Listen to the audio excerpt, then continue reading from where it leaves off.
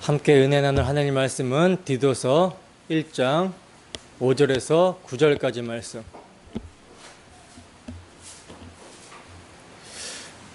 다 찾으셨으면 함께 한 목소리로 합독합니다. 시작. 내가 너를 그레데에 남겨둔 이유는 남은 일을 정리하고 내가 명한 대로 각 성의 장로들을 세우게 하려 함이니 책망할 것이 없고 한 아내의 남편이며 방탕하다는 비난을 받거나 불순종하는 일이 없는 믿는 자녀를 둔 자라야 할지라.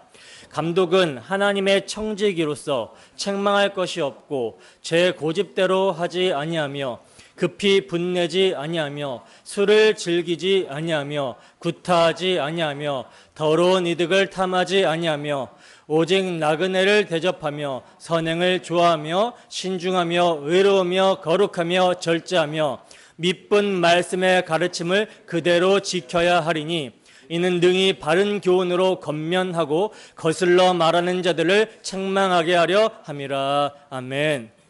권면하고 책망할 자를 세워라.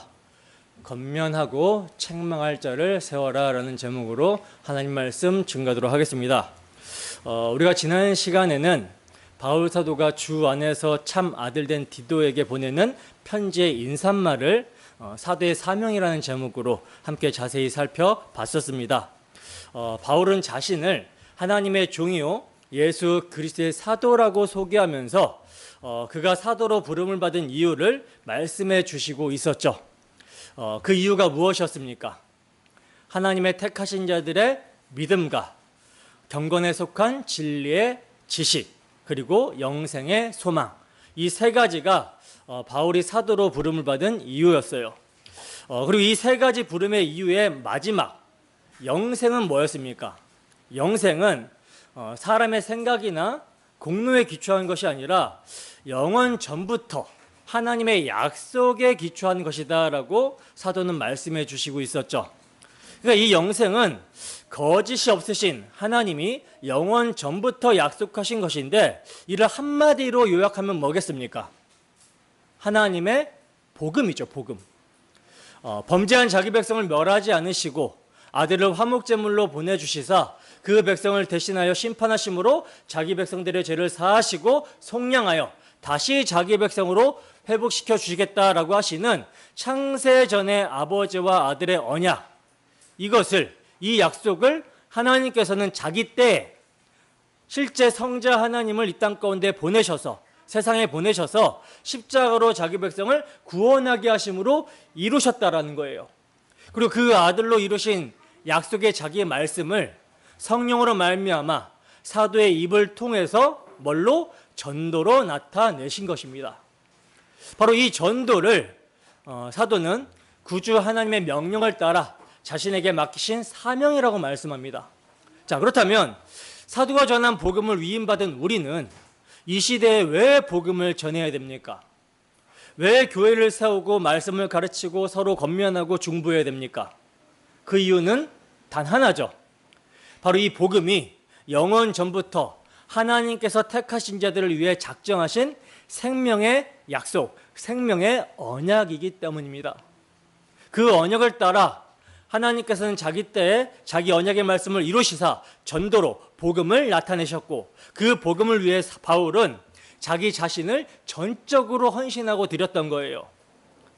사도로서 숨쉬는 모든 순간을 그 복음의 사명에 쏟아부었습니다.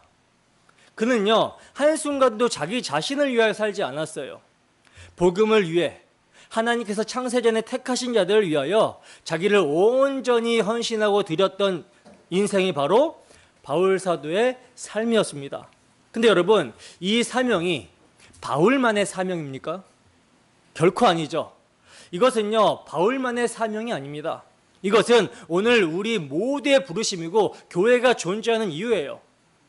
복음은요, 단지 머리로 아는 교리가 아니라 경건으로 나타나야 되는 것이고요. 그리고 그 경건은 교회, 하나님의 백성, 복음을 맡은 자들이 모인 그 공동체를 통해서 나타나야 되는 것입니다. 그래서 사도는 지금 디도에게 편지를 보내고 있는 거예요. 내가 너를 그레에 남겨둔 이유가 있다. 그것은 교회를 세우기 위함이다. 하나님의 약속의 말씀, 복음이 교회를 통해 확증이 되고 드러나고 나타나야 된다. 이 교회를 바르게 세우기 위해서 내가 너를 남겨둔 것이다. 그래서 이제 오늘 본문은 그 복음 위에 세워질 교회가 어떤 사람을 지도자로 세워야 되는지 사도가 디도에게 말씀해 주시는 내용입니다. 여러분, 교회는 아무나 지도자를 세워서는 안 되죠. 단지 능력 있는 사람, 말 잘하는 사람, 헌신된 사람, 이런 사람이라고 해서 세우는 것이 아니라는 거예요. 복음을 맡은 청지기, 사도의 사명을 이어받을 자, 그런 자가 세워져야 되는 것입니다. 그러면 당연히 어떤 사람이어야 되겠어요? 자신을 십자가 앞에 세우는 자, 십자가의 용서의 사랑을 경험한 자, 십자가 앞에서 내가 어떤 죄인이었는지를 알고 어떤 용서를 받았는지를 알고 그 은혜 앞에 날마다 무릎을 꿇는 자, 죄인 중의 개수를 구원해 주신 복음의 은혜를 깊이 아는 자가 복음을 맡을 자격이 있는 사람인 것이죠. 그러므로 이 시간 복음의 말씀을 통해 역사하시는 성령의 역사가 우리 모두에게 충만하게 역사하기를 소원합니다. 그리하여 하나님께서 원하신 교회의 지도자가 그 자격이 무엇인지, 왜 이것이 단순한 기준이나 규칙이 아니라 복음의 사명을 감당하기 위한 필연적인 요구인지를 깨닫고 복음을 지키는 청지기로 부름을 받은 자로서 책임 있는 그리스도의 장성한 사람으로 자라게 되기를 주님 이름으로 축원합니다.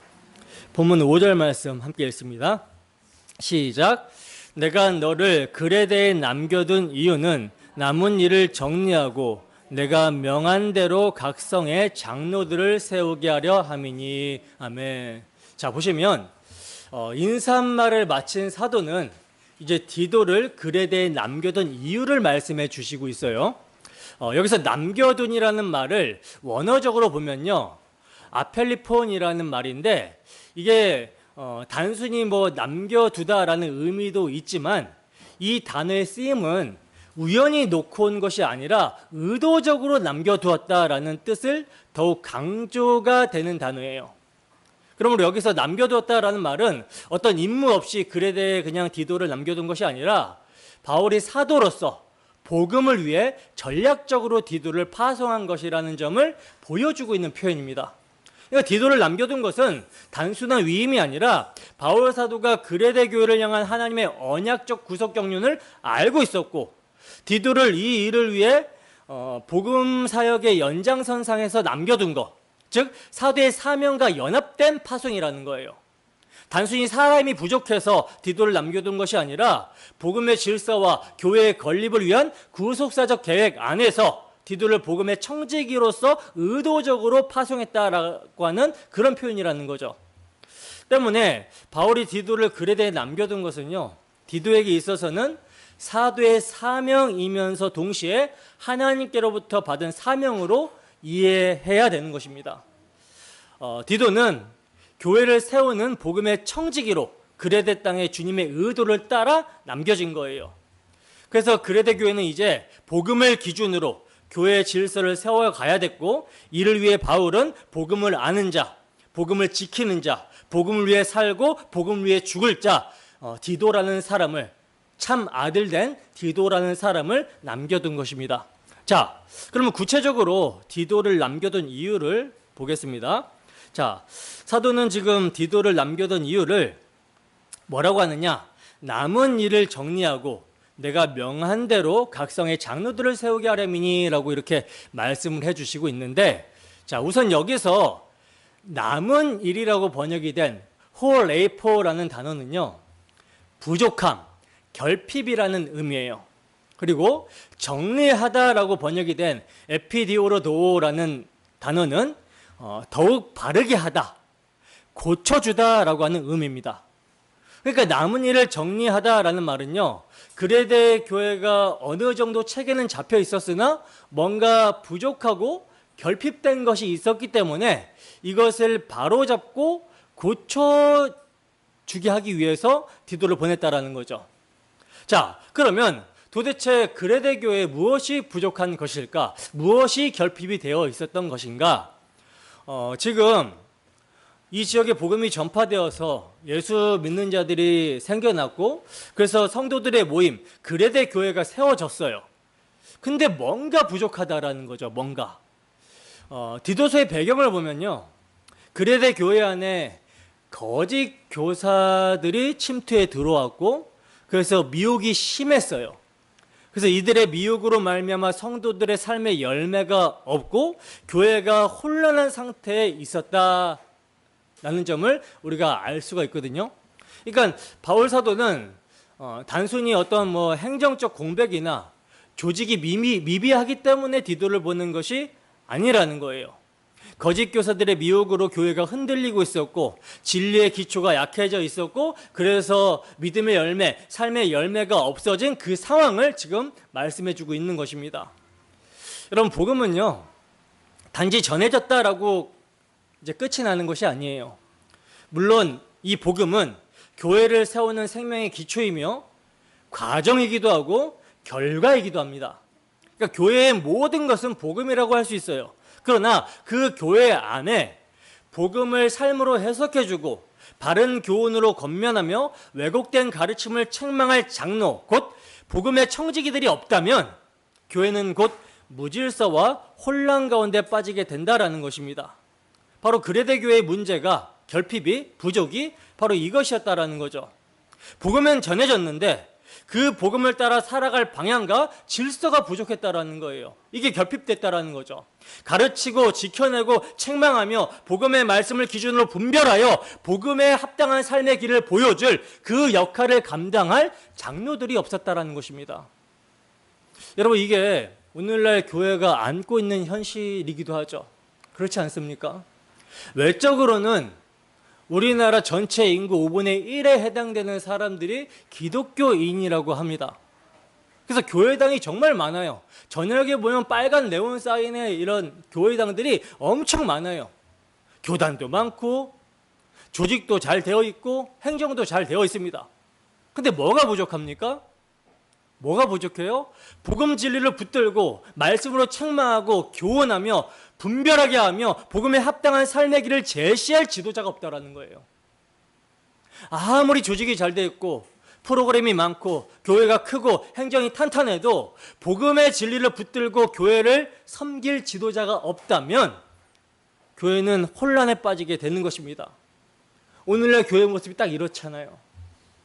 이단들뿐만이 아니라 교회 안에 복음 진리를 말하지 않는 자들, 복음 진리를 왜곡하는 거짓 교사들이요 너무나 많습니다.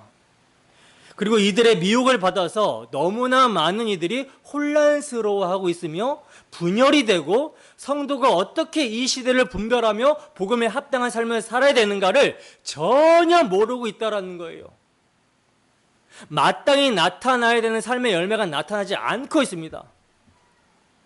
이게 단지 지도자가 없어서 이런 현상이 일어나는 것입니까? 아니죠. 지도자는 넘쳐나는데 뭐가 없어요? 복음 없는 지도자들이 많기 때문이 문제라는 거예요. 그러면 복음 없는 지도자들이 왜 생길까요? 왜 다른 복음을 말하고 강당에서 복음을 말하지 않는 자들이 이렇게 많이 생길까요?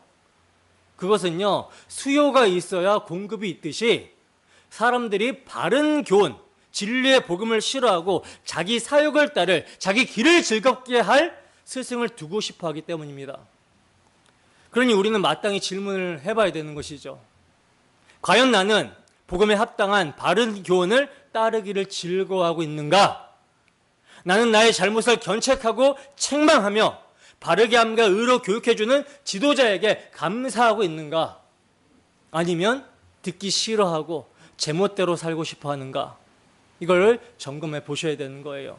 여러분들은 어떤 지도자를 원하십니까?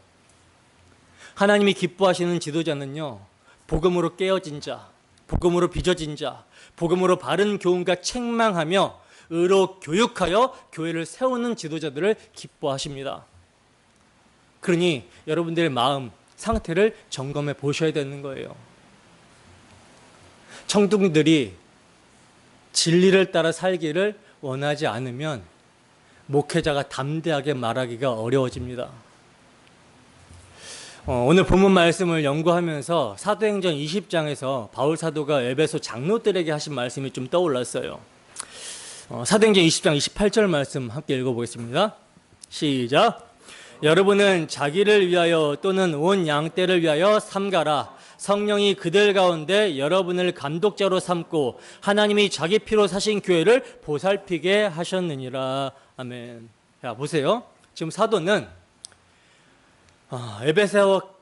에베소 감독들을 불러서 고별 설교, 마지막 유언 같은 설교를 하는데 뭐라고 말씀합니까? 자신을 잘 살피고 그들에게 맡겨진 양떼를 살피라고 합니다. 왜냐? 성령이 그들 가운데 뭘로 삼았어요? 감독자로 삼으셨고 하나님이 자기 피로 사신 교회를 보살피게 하셨기 때문이라는 거예요. 그러니까 하나님이 자기 피로 사신 교회는 아무나 보살피고 세우는 것이 아니라는 거죠. 성격 좋은 사람, 헌금 많이 하는 사람, 인간관계 좋은 사람, 이런 사람을 세워서 되는 게 아니라는 겁니다. 그건 어떤 기업이나 세상의 어떤 단체에서 가능한 것이고, 하나님의 교회, 하나님이 자기 피로 사신 교회를 세우는 지도자, 보살필 지도자는요, 자신이 먼저 예수 그리스도의 피로 사심받은 자다라는 것을 아는 자, 경험한 자, 즉 십자가를 경험한 사람이어야 되며 복음의 능력으로 새롭게 된 사람, 하나님의 피값을 알고 그 피를 의지하여 사는 사람이어야 되는 거예요. 왜 그렇습니까? 교회를 세운다라는 것은 단순히 건물이나 조직을 유지하는 일이 아니라 그리스도의 피 묻은 복음으로 세우고 그 피 아래서 살게 하는 일이기 때문이라는 겁니다. 때문에 지도자는요, 복음을 설교해야 되며 또 선포한 말씀으로 자신을 경책하고 살펴야 되며 삶으로 살아내는 자여야 되는 거예요. 교회 지도자는 말로만 가르치는 사람이 아니라 삶으로, 때로는 눈물로, 때로는 그 피를 흘리신 주님처럼 자기를 들여 본이 되는 자여야 된다라는 거예요. 모든 면에서. 그래서 베드로 사도는 이렇게 말합니다. 베드로전서 5장 3절 말씀입니다. 함께 읽습니다. 시작. 맡은 자들에게 주장하는 자세를 하지 말고 양무리의 본이 되라. 아멘. 여러분, 왜 오늘날 교회가 세상의 조롱을 받습니까? 교리가 문제입니까? 교리가 문제일까요? 아니면 성경 지식이 부족해서일까요? 아니죠. 복음을 말하는 이가 복음을 살지 않기 때문입니다. 복음을 말하는 이가 자기가 말한 대로 살지 않기 때문이에요. 그 복음이 실제가 되고 있지 않기 때문입니다. 그러니까 자기 성찰이 하나도 없는 거죠. 선줄로 아는 자는 넘어질까 조심하라고 항상 성경은 증거하고 있는데 자신의 어떤 기준을 정해놓고 이 기준만 하면 나는 괜찮지 이렇게 생각하고 있는 거예요. 그러니까 뭐가 없어요? 가난한 심령이 되지를 않아요. 표대를 그리스도께 놓고 늘 자신을 경책하고 점검하며 더욱더 그리스도의 피를 의지하여 그리스도를 닮아가고자 애써야 되는데, 그래서 정말 상한 심령으로 주님 앞에 나아가야 되는데 그게 없어요. 말씀은 그래서 있는데 권위가 없어요. 설교는 넘쳐나는데 그 말씀대로 사는 자의 뒷모습이 없는 거예요. 그러니 세상이 교회를 보면서 저게 복음이냐? 조롱하는 것입니다. 그러므로 여러분, 오늘 우리는 이 말씀 앞에 우리 자신을 세워야 되는 것입니다. 나는 복음을 맡은 자로서 교회에 부족한 것을 세우는 사람인가, 아니면 내 뜻과 내 경험, 내 감정과 기분에 따라 교회를 흔드는 사람인가? 나는 지금 복음을 지키는 청지기로 살고 있는가? 나는 가정에서, 직장에서, 교회 공동체에서 복음을 삶으로 나타내고 있는가? 복음이 나에게 실제가 되고 있는가? 하나님이 나를 남겨둔 그 자리에서 복음의 무게를 붙들고 살아가고 있는가? 점검하셔야 되는 겁니다. 여러분, 우리에게는요, 다 하나님이 남겨두신 자리가 있습니다. 그 자리에서 우리는 부족하고 결핍된 것을 바로잡고 고쳐야 되는 거예요. 우선 누구부터? 나 자신부터. 나 자신부터 돌아보고 자신의 부족과 결핍을 바로잡고 고쳐야 되며, 교회가 바르게 세워지도록 견책과 바른 권면과 책망과 의로 교육받는 것을 감사하고 순종함으로 말미암아 목회자로 하여금 즐거움으로 이 일을 하도록, 맡겨진 사명을 감당하도록 해야 되는 것입니다. 이것이 오늘 말씀에 순종하여 여러분들이 지도자를 바르게 세우는 모습인 거예요. 여러분, 주님이 남겨두신 자리에서 두렵고 떨림으로 오늘 말씀을 받으시기를 주님의 이름으로 권면합니다. 자, 그러면 이제 이 복음의 무게를 함께 짊어질 장로, 지도자 자격에 대해서 사도의 말씀을 계속해서 보도록 하겠습니다. 본문 6절 말씀 함께 읽습니다. 시작. 책망할 것이 없고 한 아내의 남편이며 방탕하다는 비난을 받거나 불순종하는 일이 없는 믿는 자녀를 둔 자라야 할지라. 아멘. 자, 이제 사도는 구체적으로 어떤 자가 장로가 되어야 되는지, 어떤 자가 복음의 청지기로서 교회의 기둥이 되어야 되는지를 설명해 주시고 있는데, 가장 먼저 무엇을 말씀하고 있습니까?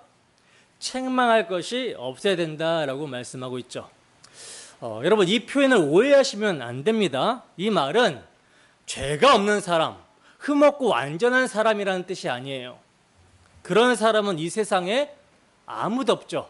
성경이 증거하고 있잖아요. 의인은 없나니 하나도 없다라고 이렇게 증거를 합니다. 자, 그렇다면 책망을 받을 것이 없다라고 하는 이 말씀이 무슨 말입니까? 복음 앞에 책망받을 일이 없는 삶. 즉, 다시 말해서 자신의 삶에서 복음을 가리는 일이 없는 자를 말하는 거예요. 그러니까 말씀을 가르칠 때 그 말씀을 듣는 이들이 그 삶을 보면서 지나 잘하지가 아니라 아멘 할 수밖에 없는 자, 그런 자가 되어야 된다라는 말씀입니다. 여러분, 오늘날 교회가 왜 공격받습니까? 복음이 무너져서입니까? 십자가가 능력을 잃어버려서입니까? 아니에요. 복음은 언제나 살아있는 하나님의 능력이고요. 복음은 어제나 오늘이나 영원토록 변하지 않는 하나님의 진리입니다. 문제는 뭐냐? 그 복음을 전한다라고 하는 자들의 삶이 복음을 가리고 있기 때문인 거예요. 복음의 영광스러움을 가리고 있기 때문이라는 거죠. 여러분, 세상이 볼 수 있는 것은요, 세상이 믿는 여러분들을 통해 볼 수 있는 것은요, 그들이 교회 안으로 들어오지 않는 이상 여러분들의 삶을 봅니다. 성도들의 삶을 봐요. 믿음으로 살아가는 성도들의 삶을 볼 수밖에 없죠. 교회 안으로 들어오지 않는 이상. 때문에 예수님께서 너희 빛이 사람 앞에 비치게 하여 그들로 너희 착한 행실을 보고 하늘에 계신 너희 아버지께 영광을 돌려라, 이렇게 말씀하신 것과 같이 복음의 빛을 받은 자들은 그 빛을 반사하고 삶을 통해 드러내야 되는 것입니다. 근데 오늘날 세상이 교회를 왜곡합니까? 무엇을 보고 교회를 왜곡합니까? 믿는다라고 하는 사람들이, 교회당에 출입한다라고 하는 사람들이 세상보다 더 세상적으로 육에 속한 자처럼 살아가는 모습을 볼 때 욕을 하는 것이죠. 더군다나 교회 지도자가, 목사들이 그 입에서 말로는 복음을 영화롭게 해야 된다, 하나님의 영광을 위해서 살아야 된다, 십자가의 길을 가야 된다라고 말하면서 그 발걸음은 적당히 타협하고 세상을 따라갈 때, 그때 세상은 저게 복음이냐, 저게 목사냐, 저게 장로냐 하고 조롱하는 것입니다. 사랑하는 여러분, 그래서 교회 지도자는요, 삶에서, 자신의 삶에서 복음을 가리지 않는 자, 복음이 실제가 되는 자여야 되는 거예요. 자신을 십자가 앞에 세우고 자신을 성취하라고 늘 끊임없이 주님을 따르려고 하는 자여야 됩니다. 자신의 언행이 복음의 걸림돌이 되지 않는 자, 곧 책망할 것이 없는 자라야 되는 거예요. 그리고 이 기준은 여러분, 단지 장로나 목회자들에게만 적용되는 것이 아니라 복음으로 부르심을 받은 우리 모두가 가슴에 새겨야 될 복음적 삶의 기준입니다. 왜냐? 왜 그렇습니까? 지금 지도자의 자격이잖아요. 지도자의 자격. 지도자는 왜 이런 사람을 뽑습니까? 양무리의 본이 되라고 이런 사람을 뽑아요. 그 말은 뭡니까? 지도자에게 적용되는 기준은 무리들에게 당연히 적용이 돼야 된다는 거죠. 그래서 여러분들에게도 적용이 되는 말씀이라고 보셔야 되는 거예요. 자, 그러면 구체적으로 무엇에서 책망할 것이 없으므로 복음의 영광스러움을 가리지 않고 그 복음의 건의와 영광이 드러나야 되는가? 바울 사도는 가장 먼저 가정에서부터라고 말씀합니다. 가정에서부터. 한 아내의 남편이어야 된다라고 말씀하고 있죠. 여러분, 당시 그레데라는 도시는요, 헬라 세계에서도 정말 아주 특별히 음란하고 방탕한 문화가 만연했던 지역이에요. 오늘날과 별로 다르지 않습니다. 그들은 거짓말이 일상이었고 쾌락이, 자기 즐거움이 삶의 목표였어요. 그래서 육체의 정욕이 신처럼 떠받들여졌던 땅이 바로 그레데 땅이었다라는 거죠. 그러니 가정이 온전할 수가 있었겠습니까? 그런데 그 가운데 복음이 전해진 거예요. 그러면 복음이 구원을 주시는 하나님의 능력으로 여러분 역사하게 될 때 가장 먼저 그 복음의 능력이 나타나게 되는 현장이 어디겠습니까? 삶의 현장 중에서도 가장 우선되는 곳이 가정이죠, 가정. 그래서 사도는요, 복음의 청지기는 먼저 가정 안에서 성결하고 절제된 사람, 한 아내의 남편으로서 신실함과 충성을 삶으로 보여주는 자여야 된다라고 이렇게 말씀해 주시고 있는 거예요. 여러분, 여기서 한 아내의 남편이라는 말은요, 단순히 결혼한 사람 또는 일부 일처제를 유지한 사람이라는 의미 그 이상입니다. 이건요, 복음의 절제된 삶을 대표하는 상징적 표현이에요. 자기의 욕망을 다스릴 줄 아는 사람, 가정 안에서 신실함을 보여주는 사람, 그리고 자기의 관계 속에서 복음의 향기를 풍기는 사람, 그가 복음의 청지기로 세워질 수 있다라는 것입니다. 왜 그렇습니까? 가정은 하나님께서 창조 질서 가운데 세우신 최초의 교회이기 때문에 그래요. 그러니까 복음을 사는 자가 공적 영역에서도 복음을 제대로 살아낼 수 있다라는 것이죠. 그래서 디모데 전서에서도 사도는 감독의 자격을 똑같이 말을 하고 있습니다. 디모데전서 3장 5절 말씀 함께 읽습니다. 시작. 사람이 자기 집을 다스릴 줄 알지 못하면 어찌 하나님의 교회를 돌보리요. 아멘. 보세요. 자기 집을 하나님의 말씀으로 잘 다스리는 거. 가정이 먼저라는 거예요. 공적 자리는 가정에서 검증된 복음의 열매가 드러나는 자리여야 되는 것입니다. 여러분, 지금 이 시대에도 복음의 건의가 무너지고 교회의 영광이 퇴색되는 이유가 무엇입니까? 공적 자리에는 서 있는데 뭐가 무너져 있어요? 가정은 무너져 있고, 말은 그럴듯한데 삶은 다르고, 설교는 비판적인데 자기 성찰이 없어, 자기 부끄러움은 가리지 못하는, 복음을 전혀 모르는 그런 목회자들이 있기 때문이라는 거죠. 그래서 여러분, 책망할 것이 없는 자, 한 아내의 남편이 되어야 된다라는 이 말씀은요, 단지 외적인 조건을 말하는 것이 아니라 복음이 참으로 실제 믿음이 되어서 자기의 욕망을 십자가에 못 박고 있는 자인가, 가정에서 복음의 냄새를 풍기는 자인가, 이걸 묻는 거예요. 그리스도의 신부인 교회를 자기 욕심대로 대하지 않는 자, 바로 그런 자가 청지기로 세워져야 된다라고 하는 그런 말씀인 겁니다. 그렇다면 여러분은 지금 어떠하십니까? 가정 안에서, 부부 사이에서, 자녀들과의 관계 속에서 복음이 흐르고 있습니까? 내 안의 말씀이 단지 교리로만 남아있는 것이 아니라 자기 안의 정욕을 절제하고 한 사람을 끝까지 사랑하고 섬기고 책임지는 그 십자가 사랑으로 흘러나오고 있습니까? 그것을 자녀들에게 보여주고 있습니까? 누누이 말씀드리지만 복음은 지식이 아니에요. 복음은 삶의 모든 영역에서 실제가 되어야 되는 것입니다. 여러분들이 믿고 고백한다라고 하는 고백은 여러분들의 모든 삶의 영역에서 실제가 되어야 돼요. 왜냐? 예수 그리스도의 십자가 대속의 은혜로 뭐가 일어났어요? 하나님과 화목이 일어난 자는 이제 뭐가 임해요? 하나님 나라, 하나님의 통치가 임하기 때문입니다. 근데 그 통치가 어느 한 영역은 임하고 어떤 영역은 안 임하고 이게 아니라는 거예요. 모든 영역에서 임하기 때문이라는 겁니다. 그 가장 최소 단위가 가정이고요. 따라서 부부관계에서 남편은 교회의 머리 되시는 그리스도께서 교회를 사랑하여 자신을 주심같이 자기 아내를 사랑해야 되고, 아내는 교회가 몸의 구주 되시는 그리스도께 복종하듯이 남편을 복종하고 존경해야 되는 것입니다. 여기서 포인트는 뭐냐? 그럴만해서 하는 게 아니라는 거예요. 그럴만해서, 정말 사랑할 만해서 사랑하고 존경할 만해서 복종하는 것이 아니라는 것입니다.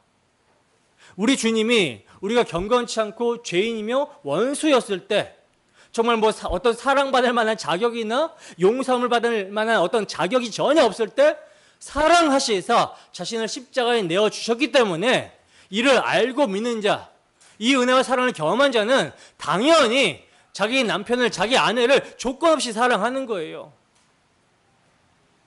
신랑이신 그리스도께서 어떻게 교회인 자신을 사랑하셨는지를 알기 때문에 그리스도의 말씀에 순종함으로 조건 없이 남편에게 순종하는 것입니다. 조건 없이 아내를 사랑하는 거예요. 이것이 창조 원리 안에서 구속 원리이며 구속 원리를 통한 창조 질서의 회복이죠. 이를 통해 하나님의 복음을 우리는 우리의 삶에서 영화롭게 하는 것입니다. 복음을 빛나게 하는 거예요, 복음을. 교회의 지도자는 당연히 이 복음에 합당한 모습의 본이 되어야 되는 것이죠. 그리스도의 사랑을 받고 그 사랑을 나타내는 자가 교회 지도자의 자격입니다. 계속해서 사도는 장로의 자격으로 믿는 자녀를 둔 자여야 된다라고 말씀을 하고 있어요. 믿는 자녀를 둔 자여야 된다. 본문을 보시면 방탕하다라고 하는 비방이나 불순종하는 일이 없는 믿는 자녀를 둔 자라야 할지라 이렇게 사도가 말씀하고 있는데 여기서 방탕은 단순히 철이 없거나 자유분방하다라고 하는 의미가 아니에요. 방탕으로 번역이 된 헬라어 아소티아라는 말은요, 구원받지 못한 자의 삶을 말합니다.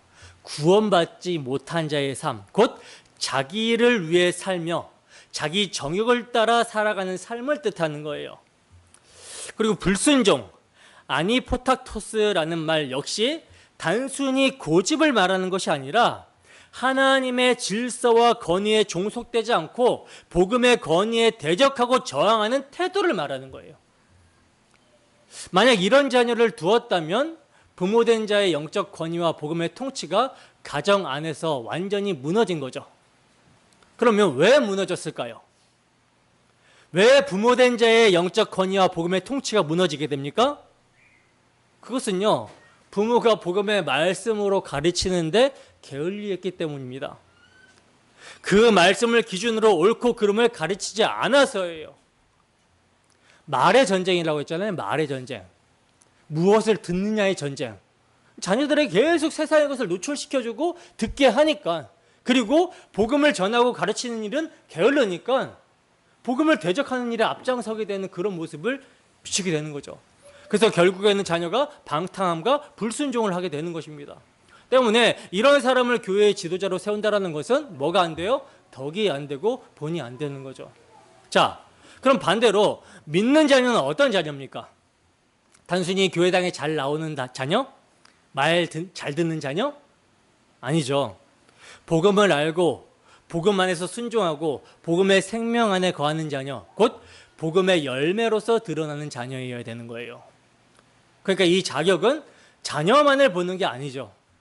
자녀를 통해서 뭘 보는 거예요? 부모의 믿음을 보는 것입니다. 부모가 어떻게 가르쳤는지, 복음을 가르치고 그 복음을 삶에서 어떻게 살아냈는지를 자녀에게 보여주었는가, 부모가 무엇을 가치로 사는지를 자녀를 통해서 보여주는 거예요. 그래서 이것을 기준을 삼는 것입니다. 여러분, 구약의 가정을 보세요. 하나님은 아브라함을 택하시고 이렇게 말씀하셨습니다. 창세기 18장 19절 말씀입니다. 함께 읽습니다. 시작. 내가 그로 그 자식과 건석에게 명하여 여호와의 도를 지켜 의와 공도를 행하게 하려고 그를 택하였나니 이는 나 여호와가 아브라함에게 대하여 말한 일을 이루려 함이니라. 아멘. 자, 보시다시피 하나님은요, 아브라함의 자손을 통해 메시아의 언약이 흐르도록 하기 위해서 먼저 그 가정 안에 여호와의 도, 즉 메시아 언약을 가르치고 지켜서 의와 공도, 옳고 바른 일을 행하도록 하라고 이렇게 말씀하시죠. 그죠? 자, 그런데 반대로 다윗은 어떠했습니까? 다윗은 어떠했어요? 다윗은 여러분들이 아시다시피 위대한 왕이죠. 시편의 저자이기도 하고 하나님의 마음에 합한 자, 그런 믿음의 조상이 다윗입니다. 그런데 가정을 다스리는 일에 다윗이 어떠합니까? 실패하죠. 실패. 그래서 그 가정 안에서 뭐가 일어나요? 방탕과 반역과 분열이 끊임없이 일어났어요. 다윗의 아들 암논, 압살롬, 아도니아 하나같이 불순종의 길로 나아갑니다. 결국 그는 이스라엘의 통일 왕국을 세웠지만 가정은 무너진 지도자가 되고 말았던 거예요. 여러분, 오늘날 한국교회의 위기, 교회의 리더십의 위기는 어디서부터 시작이 됩니까? 가정에서 복음이 무너졌기 때문입니다. 아버지가 교회에서는 장로고 집사고 목사인데 가정 안에서는 그 자신이 복음의 통치를 받지 않는 거예요. 복음을 영화롭게 하지 않는 것입니다. 자기가 복음의 말씀의 통치를 받지 않기 때문에 그것을 자녀들에게 보여주기 때문에 자녀들에게 아무리 복음의 뜻대로 복음의 말씀대로 살라고 해도 씨알이 안 먹히는 거죠. 그것이 자녀들에게 복음을 거부하게 만들고 결국 그 가정도 그 교회도 흔들리게 만드는 거예요. 근데 여러분, 복음은 단지 예배당 안에서 설교되는 말씀이 아닙니다. 복음은 자녀들이 보고 배우고 따라가게 하는 생명이어야 되는 거예요. 여러분, 자녀가 있는 성도, 또 자녀가 없다 할지라도 신앙의 양육자로 서야 되는 모든 그리스도인은요, 모두가 오늘 이 말씀 앞에 서야 됩니다. 내게 맡겨진 자들이 나의 신앙을 보고 무엇을 배우고 있습니까? 십자가를 보고 있습니까? 보게 됩니까? 아니면 세상을 보게 됩니까? 회개의 눈물을 여러분들은 보이고 계십니까? 아니면 위선의 위중성을 보이고 계십니까? 디모데 후서에 보면 바울 사도는 디도를 이렇게 칭찬을 하고 있어요. 디모데 후서 1장 5절 함께 읽습니다. 시작. 이는 내 속에 거짓이 없는 믿음이 있음을 생각함이라. 이 믿음은 먼저 내 외조모 로이스와 내 어머니 유니게 속에 있더니 내 속에도 있는 줄을 확신하노라. 아멘. 보세요. 디모데 속에 거짓 없는 믿음이 누구로부터 전해진 것임을 사도가 확신하죠? 외조모 로이스와 어머니 유니게에서 전해졌다라는 것을 사도가 확신을 하죠. 즉, 자녀의 믿음이 부모가 복음의 말씀을 가르치는 것과 그의 삶을 통해서 전해졌다라는 거예요.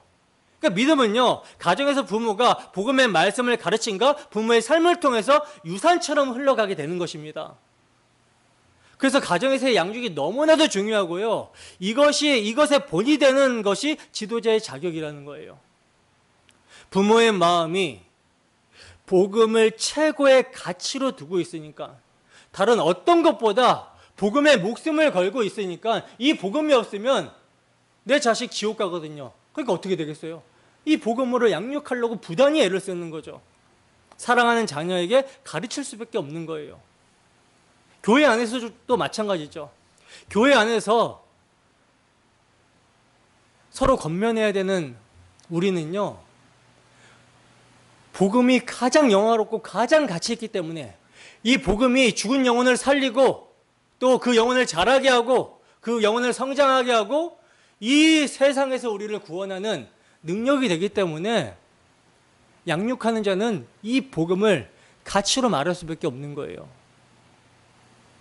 계속해서 봅시다. 본문 7절에서 8절 말씀 함께 읽습니다. 시작. 감독은 하나님의 청지기로서 책망할 것이 없고 제 고집대로 하지 아니하며 급히 분내지 아니하며 술을 즐기지 아니하며 구타하지 아니하며 더러운 이득을 탐하지 아니하며 오직 나그네를 대접하며 선행을 좋아하며 신중하며 의로우며 거룩하며 절제하며. 아멘. 자, 여러분, 사도가 5절에서는 장로라고 표현을 했었는데 지금 7절에 보면은 감독이라는 말을 쓰고 있죠. 근데 이 두 단어는 다른 직분을 가리키는 게 아니에요. 동일한 직분을 다르게 표현하고 있는 거예요. 그러니까 장로라는 말은요, 그 인격과 존경을 강조하고 있는 표현이고요. 감독이라는 표현은 그 직무와 책임, 즉 기능을 강조한 단어라는 거죠. 오늘날로 말하면 단순히 나이가 많다고 장로가 아니라 교회를 위임받아 섬기며 돌보는 책임을 진 사람이 장로, 감독입니다. 그러니까 이것은 단지 직분자로서만 볼 것이 아니라 모든 복음의 청지기, 즉 교회와 가정의 목양을 맡은 자, 다시 말해서 성도들을 복음으로 양육할 책임자를 말하는 거예요. 단순히 직책자가 아닌 복음의 증인이며 목양자로서 부름을 받은 자, 그것이 장로이며 그것이 감독입니다. 그래서 바울 사도는 감독의 정체성을 먼저 이렇게 정리합니다. 하나님의 청지기다. 여러분, 이 말씀이 얼마나 무겁고 두려운 말인지 아십니까? 청직이라는 것은요, 이 말은 뭐예요? 주인이 있다라는 거죠. 주인이 있다라는 것이고 주인의 것을 맡고 있다라는 거예요. 때문에 청지기는 주님의 뜻, 주인의 뜻을 따라 일을 해야 된다라는 거죠. 아무리 충성스럽고 유능해도 이 청지기가 자기 뜻대로 해버리면 불충한 청지기가 되는 겁니다. 그러면 교회에서 누가 주인입니까? 담임 목사가 주인입니까? 아니면 장로가 주인입니까? 아니면 여러분들 성도들이 주인입니까? 아니죠. 주인은 하나님 한 분뿐이십니다. 왜 그렇습니까? 이 교회는 하나님께서 자기 피로 사신 교회이기 때문에 그래요. 그래서 소유권이 누구에게 있어요? 하나님께 있어요. 그래서 사도는 이렇게 말하는 거죠. 청지기는 자기 고집대로 하면 안 된다. 여기서 고집대로, 아우다데스라는 말은요, 제 멋대로, 자기 마음대로 한다라고 하는 그런 뜻이거든요. 감독자는 주인의 것을 맡은 청지기이기 때문에 결코 자기 마음대로, 자기 고집대로 하면 안 된다라고 사도는 권면해주고 있는 거예요. 복음의 청지기는요, 자기의 생각, 자기의 관점, 자기의 감정, 자기의 욕심대로 교회를 이끄는 자가 아닙니다. 기준이 그럼 뭐냐? 하나님의 뜻. 그럼 그 하나님의 뜻이 어디 있느냐? 성경에 있어요. 그래서 성경대로 설교해야 되고 성경대로 권면해야 되고 성경대로 목양해야 됩니다. 자기의 어떤 경험을 얘기하는 게 아니라는 거죠. 자기의 어떤 감정을 얘기하는 게 아니라는 거죠. 분명하게 말씀이 기준이 되어야 되는 거예요. 복음의 청지기는 자신의 뜻을 내려놓고 말씀과 성령의 뜻에 그래서 민감한 자여야 되는 것입니다. 예수님께서도 말씀하셨죠. 나는 나의 뜻대로 하려 하지 않고 나를 보내신 이의 뜻대로 하려 함이라. 이렇게 하나님의 아들도 아버지의 뜻대로 하나님이 명하신 말씀과 하나님께서 시키신 일만 하셨는데 우리가 어떻게 고집대로 자기중심대로 교회를 이끌 수가 있겠습니까? 하나님의 말씀이 기준이 되어야 된다는 거예요. 자기 경험, 자기 감정을 말씀 앞에서 부인할 수 있어야 되는 것입니다. 그리고 이어서 사도는 급히 분내지 아니하며 라고 합니다. 여러분, 교회 안에서 성질 부리는 지도자는요, 이제 그 사람의 인격이 드러나는 것임과 동시에 무엇을 지금 망각하고 있는 것이죠? 복음의 은혜를 이제 망각하고 있는 것이죠. 승을 낸다라는 것은 성질과 분은 성령의 사역이 아닙니다. 오히려 성령을 소멸하고 덕을 세우지 못하게 합니다. 하나님이 교회를 어떻게 세우셨습니까? 하나님이 당신의 진노를, 공의를 그대로 쏟아부어 버렸다면 여기에 남아있을 사람이 한 사람도 없어요. 당신의 아들에게 쏟아부어 버릴 때까지 오래 참으심으로, 온유함과 인내로, 성령의 감동과 감화로 교회를 세우십니다. 근데 지도자가 분을 내고 자기 감정으로 교회를 끌어간다면 이건 십자가의 방식이 아니라 이제 세상의 방식이 되어버리는 거예요. 그래서 이 점에 대해서 야고보 사도가 이렇게 말씀합니다. 야고보서 1장 19절에서 20절 말씀입니다. 함께 읽습니다. 시작. 내 사랑하는 형제들아, 너희가 알지니 사람마다 듣기는 속히 하고 말하기는 더디하며 성내기도 더디하라. 사람이 성내는 것이 하나님의 의를 이루지 못함이라. 아멘. 아멘이십니까? 여러분, 여기서 중요한 건 성내는 것이 하나님의 의를 이루지 못한다라는 거예요.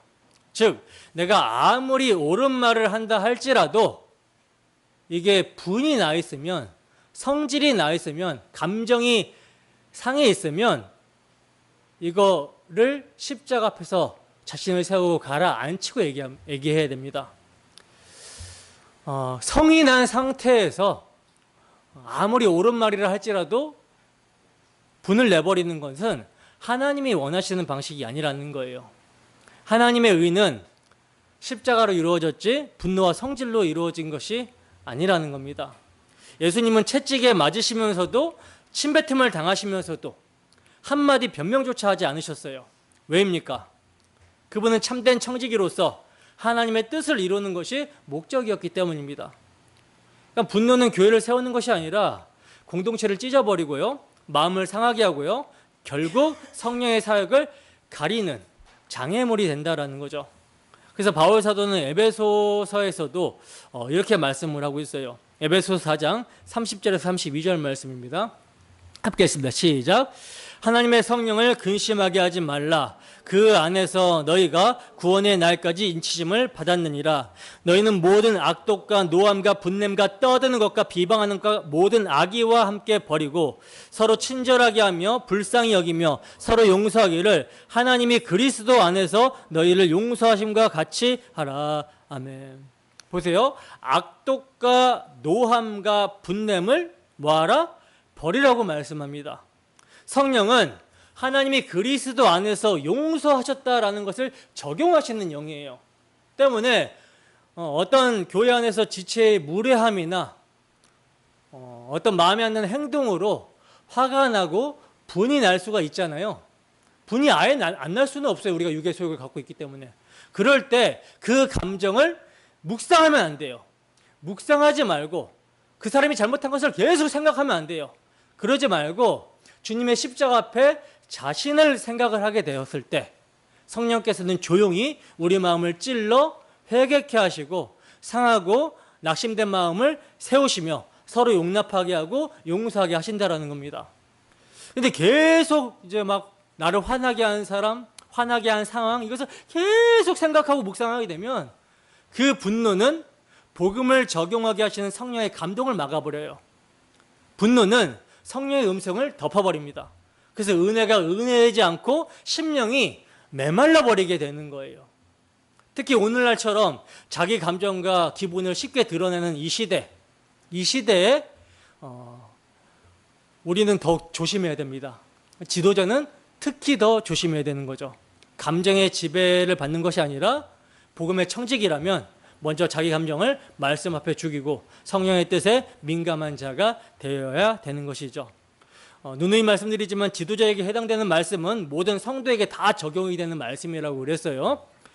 교회는 사람의 열심이나 분노로 자라는 것이 아니라 오직 성령의 인도하심과 복음의 인내로 자라게 됩니다. 그러므로 우리 모두 그리스도의 십자가를 깊이 생각하여 우리 안의 분노를 다스리고 십자가에 못 박고 성령께서 교회를 다스리시도록 이끌어 가시도록 우리의 입술과 태도, 마음을 맡기시기를 바랍니다. 그것이 성도의 복음에 합당한 모습이며 청지기로서 지도자는 더욱 이러한 모습이어야 된다는 거예요. 자, 계속해서 감독. 청지기는 뭘 하면 안 된다라고 말씀을 하고 있죠? 술을 즐기지 아니하며 또 구타하지 아니하며 더러운 이득을 탐하지 아니해야 된다라고 이렇게 사도는 말씀해 주시고 있는데, 자, 이 세 가지는 여러분 무엇에 근거합니까? 이 세 가지. 술을 즐기지 않고 구타하지 않고 폭력을 행사하는 거죠. 그리고 더러운 이득을 탐하고 이러는 거. 이거는 뭐와 연결된 말씀이죠? 이게 다 자기와 연결된 말씀이에요. 그러니까 자기 부인이 안 되는 거죠. 전부 자기 만족, 자기 욕심, 자기 유익과 결부가 되는 것이죠. 즉 자기 중심성입니다. 자기 즐거우려고 술을 마셔요, 사람들이. 그죠? 자기 즐거우려고. 쾌락을 사랑하는 겁니다. 그리고 자기가 생각하는 기준에 벗어나니까 폭력을 동반하게 되는 거예요. 구타하게 되는 것이고, 그리고 자기의 육에 속한 욕심으로 인해서 하면 안 되는 일인데, 더러운 돈인데, 더러운 이익인데 이것을 취하게 되는 거예요. 탐하게 되는 거예요. 한마디로 십자가가 가려져 있기 때문에 십자가가 보이지 않는 사람입니다. 이런 자가 교회를 맡으면 어떻게 되겠습니까? 교회는 곧 복음의 증언이 아니라 인간의 욕망의 장이 되어버리게 되는 거예요. 복음이 욕을 먹이는 것이 아니라 복음을 맡은 자들이 복음을 가리게 되어버리는 것입니다. 자, 그러면 반대로 복음을 맡은 자는 어떤 자여야 되는가? 8절에서 사도 바울이 제시하는 긍정적인 자질을 보면 오직 뭐하라? 나그네를 대접하며 선행을 좋아하며 신중하며 의로우며 거룩하며 절제하며 이렇게 말씀하고 있죠. 이게 무엇입니까? 바로 그리스도의 인격을 닮은 삶을 지금 말씀하고 있는 거예요. 복음을 맡은 자는 복음을 말로만이 아니라 몸으로 살아내는 자라는 것입니다. 그러니까 그가 설교하지 않아도 그의 삶의 향기에서 복음이 풍겨져야 된다는 거죠. 복음을 가치 있게, 복음을 영화롭게 빛내야 된다는 거죠. 자, 그러면 이 감독의 자질을 하나하나 보겠습니다. 우선 나그네를 대접하며, 이 말은요, 복음의 은혜를 입은 자가 보여야 될 신앙의 증거입니다. 하나님의 백성의 정체성은 여러분 무엇입니까? 언제나 이 땅을 정착지로 두는 사람이 아니라 이 땅에 영광 도성이 없기 때문에 영광 도성을 향해서 주님의 십자가, 그 능력을 짊어지고 나아가는 자가 성도의 정체성이에요. 하나님의 백성의 정체성입니다. 그러므로 나그네를 대접하라는 말은요, 당시 예수를 믿는다라는 이유로 박해를 받고 유리하는 자들, 방황하는 자들, 이들을 영접해서 대접하라는 거예요. 또 복음을 전하기 위해 순회하는 순회 전도자들 있잖아요, 당시. 그들을 자기 집으로 영접해서 그들을 씻기고 먹이고 입히라는 것입니다. 누굴 대접하듯이? 그리스도를 대접하듯이. 형제, 그리스도의 몸으로서 지체를 대접하듯이 그렇게 대접하라는 거예요. 자, 그리고 선행을 좋아하며, 이것은 복음이 그 마음을 점령한 자의 어떤 모습을 보여주는 거죠. 복음이 그 마음을 점령한 자는 죄의 낙을 좋아하는 것이 아니라, 죄를 즐거워하는 자들이 아니라 하나님의 뜻을 즐거워하고 하나님의 뜻을 사모한다라는 말씀입니다. 그리고 이제 신중하며라고 하는데, 이 신중하면 자기를 조절하는 거죠. 신중하며. 또 절제하며. 이것은 성령께 지배를 받는 자의 모습인 거예요. 성령께 지배를 받는 자는 자신의 감정과 자신의 욕망을 이제 십자가 앞에 세우고 못 박는 자여야 된다. 그리스도와 함께 정가욕 탐심을 십자가에 못 박은 자여야 된다라는 거예요. 그리고 의로우며 거룩하며, 여러분 이것은 단지 윤리적인 올바름을 말하는 것이 아니죠. 그것이 아니라 복음 앞에서 하나님과 바르게 관계를 맺는 자, 이것을 얘기하고 있는 거예요. 그러니까 예수님의 십자가를 붙들고 그 대속의 공로, 그 보혈의 공로를 의로 삼아서 하나님과의 그 화목한 관계 안에서 구별되게 살아가는 것, 하나님의 의를 나타내는 삶, 이게 거룩과 의로움입니다. 거룩과 의로움. 여러분, 지금 사도가 말하는 장로, 감독의 자격은 누누이 말씀드리지만 대표성의 원리예요. 대표성의 원리. 성령 안에서 예수를 믿고 따르기로 결단한 모든 그리스도인들에게 복음의 청지기로 부름을 받은 우리 모두에게 주시는 말씀입니다. 그러므로 복음의 청지기로 산다라는 것은요, 내 자존심을 내려놓는다라는 말이고, 내 뜻을 십자가에 못 박는다라는 말이며, 주님의 뜻을 따라 걸어가는 삶이어야 된다라는 말이에요. 물론 이 길이 여러분 쉽습니까? 어렵습니까? 쉽지 않습니다. 자주 넘어질 거예요.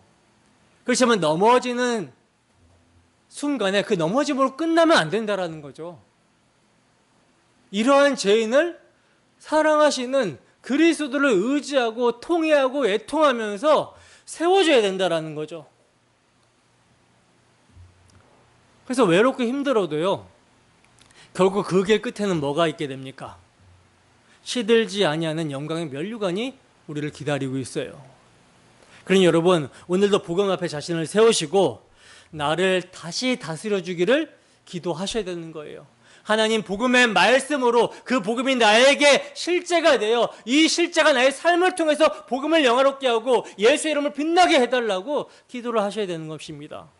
복음을 맡은 청지기, 주의 교회를 맡은 사람답게 주님의 뜻만을 따르게 하소서. 이 간구가 여러분의 입술과 심령에 가득하기를 바랍니다. 자, 이제 마지막으로 바울은 장로 곧 감독된 자의 결정적인 자격을 이렇게 말씀하고 있어요. 본문 9절입니다. 함께 읽습니다. 시작. 미쁜 말씀의 가르침을 그대로 지켜야 하리니 이는 능히 바른 교훈으로 건면하고 거슬러 말하는 자들을 책망하게 하려 함이라. 아멘. 여러분, 이게 무슨 말입니까? 감독은요, 하나님의 말씀을 변질 없이 타협 없이 그대로 붙들고 전할 수 있어야 된다는 거예요. 왜냐? 이 시대는 진리를 향해 달려드는 수많은 공격들이 끊임없이 있기 때문이라는 거죠. 여러분, 오늘날은요, 진리 자체가 의심되고 조롱당하고 심지어 왜곡되어 있는 시대입니다. 포스트 모더니즘 시대라고 해가지고 상대주의가 만연한 시대라는 거예요. 그래서 교회 안에서도요, 진리가 기준이 아니라 자기 경험이 기준이 돼서 자기가 옳다, 내가 옳다 이러고 있어요. 거짓된 교훈들이 교회 안에 버젓이 들어와 그 교훈에 물들어 자기 중심적으로 신앙하는 사람들이 또 너무나 많은데, 그걸 보고도 목회자가요, 한마디도 말을 못합니다. 아무 말도 못하고 눈치를 보는 그런 지도자들이 얼마나 많은지 모른다라는 거예요. 그런데 오늘 본문은 분명히 말씀하고 있죠. 뭐라고 말씀합니까? 겉면하고 책망하게 하려 함이라. 여러분, 이 둘이 함께 가야 됩니다. 겉면은 위로하고 세워주는 말이죠. 근데 겉면만 있고 책망이 없으면요, 교회는 아프지만 고쳐야 될 병을 방치한 채 방관하는 병원이 되어버리는 거예요. 여러분, 병이 있는데 의사가 맨날 웃으면서 좋은 말만 해주면 낫습니까? 처방한 대로 말을 듣지 않는 환자를 보면서 그럴 수도 있죠. 이렇게 그냥 좋은 말만 해주는 사람, 말만 좋게 해주면 낫냐고요? 아니라는 거예요.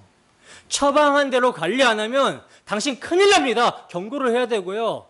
잘라낼 부분이 있으면 잘라내야 된다고, 그래야 산다고 정확한 진단 결과를 말해줘야 되는 거예요. 교회도 마찬가지입니다. 그리스도의 몸인 교회는 진리로 자라야 되는 거예요.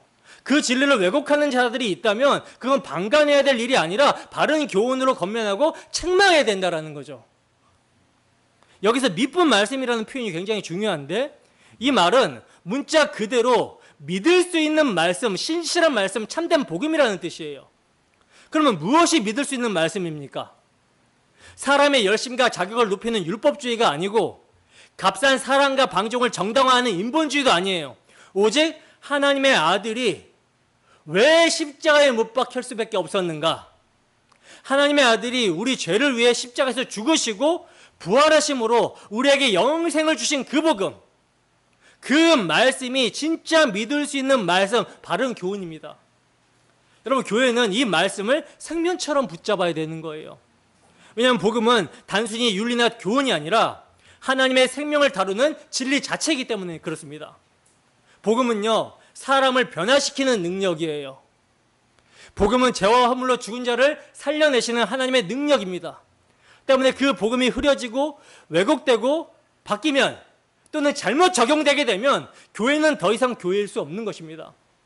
그래서 지도자는요, 바른 교훈으로 권면하고 거짓을 책망할 수 있는 사람이 되어야 된다는 거예요. 디모데 후서에 보면 바울 사도가 믿음의 아들 디모데에게 이렇게 말을 합니다. 디모데후서 4장 2절 말씀입니다. 함께 읽습니다. 시작. 너는 말씀을 전파하라. 때를 어떤지 못 어떤지 항상 힘쓰라. 범사에 오래 참음으로 가르침으로 경책하며 경계하며 권하라. 그렇습니다. 말씀을 지키는 자는요, 결국 영혼을 지키는 자예요. 교회를 지키는 자고요, 복음을 수호하는 자입니다. 여러분, 오늘 이 시대는 선한 마음으로 좋은 의도로는요, 교회를 세울 수가 없는 시대예요. 왜냐하면 그만큼 교회 안에 다른 복음, 인본주의 복음, 자유주의 신학이 들어와 있습니다. 그래서 정말 진리로 싸울 수 있는 자, 말씀을 변개하지 않고 온전히 붙들 수 있는 자, 그래서 성도들을 바른 교훈으로 양육하고 잘못된 것을 바로잡아줄 수 있는 그런 지도자가 오늘날 필요하다는 거죠. 왜냐하면 지도자는 단지 앞에 서 있는 자가 아니라 하나님의 말씀을 맡은 청지이기 때문에 그렇습니다. 그 입에서 나오는 말이 곧 생명을 살리기도 하고 죽이기도 하기 때문이라는 거예요. 그러므로 우리는 모두 이 말씀 앞에 자신을 세워야 됩니다. 나는 과연 복음을 바르게 알고 있는가? 나는 복음을 기준으로 권면과 책망을 달게 받고 있는가? 나는 복음의 청지기로서 하나님의 진리를 내 말과 내 삶으로 지켜내고 있는가? 이제 말씀을 맺겠습니다. 여러분, 교회는 무엇 위에 세워져야 됩니까? 복음의 말씀 위에 세워져야 되는 거죠. 그래서 이 복음을 바르게 전하고 다른 복음을 분별하여 방어하며 복음에 합당한 삶을 가르칠 그런 지도자가 필요한 거예요. 그래서 바울은 디도에게 부족한 부분을 바로잡고 장로를 세우라고 한 것입니다. 왜냐? 교회를 통해서 하나님의 복음이 영화롭게 되어지기 때문이에요. 복음을 안다라는 것은 단지 교리를 아는 것이 아니에요. 그 복음으로 살아내는 것이고 그 복음으로 섬기는 것이며 그 복음으로 죽을 각오가 되어 있는 것입니다. 청직이란 그런 사람이라는 거예요. 자기의 것이 아니라 주인의 뜻을 따라 충성하는 자, 자기 말이 아니라 주인의 말씀을 그대로 전하는 자, 자기 사역이 아니라 주님의 몸된 교회를 맡은 자입니다. 나아가 그들의 영혼을 위해 경성하기를 자신들이 청산할 자인 것 같이 하는 자들인 거예요. 왜냐? 그는 하나님의 명령을 따라 사도가 전한 위대한 복음을 위탁받은 자이기 때문입니다. 이 복음은 하나님이 전도로 나타내신 자기 말씀이며 하나님이 주시는 생명이며 구원을 주시는 하나님의 능력입니다. 복음은 십자가를 통해 나타난 하나님의 사랑이에요. 그렇기 때문에 하나님의 생명과 능력, 사랑을 깊이 경험한 자, 십자가의 복음의 사랑이 잡아 끌어당기기 때문에 끌려가는 자, 그런 자가 복음을 맡아서 하나님의 피로 사신 교회를 보살필 수 있는 것입니다. 교회 안에서 정말 복음에 합당하게 살지 못하고 무너진 자들을 보면서 그것이 정말 내 일로 여기며 통회할 수 있는 자, 자복할 수 있는 자, 내가 회개의 자인 것처럼 회개할 수 있는 자, 그런 자가 주님께서 기뻐하시는 청직이라는 거죠. 주님의 교회는 이런 사람을 필요로 하며 성령께서는 지금도 이런 자를 세우시고 계십니다. 하나님은 지금도 자기 유익이 아니라 복음의 유익을 구하며 자기 고집이 아니라 주님의 뜻 앞에 엎드려지는 자를 통해서 그분의 교회를 세워가십니다. 그리고 이러한 지도자를 통해서 주님이 피로 사신 여러분 모두가 온전하여 부족함이 없는 자로 서기를, 청지기로 사명을 감당하는 자들이 되기를 기뻐하신다라는 거예요. 그러므로 여러분, 우리 모두가 십자가라는 진리의 깃발을 들고 교회를 세우기 위해 남겨두신 청지기로 부름을 받았다라는 사실을 잊지 마시고 주님의 몸된 교회를 섬기기에 합당한 자로 세워지기를 간절히 소망합니다. 한 주도 주님이 찾으시는 충성된 청지기, 십자가 사랑에 감격하여 자신의 삶 전체를 주께 드릴 수 있는 자, 복음을 위하여 고난받는 것을 영광으로 여기는 자, 그런 자로 우리 자신을 헌신하고 드리는 우리 모두가 되기를 주님의 이름으로 축원합니다. 기도하겠습니다.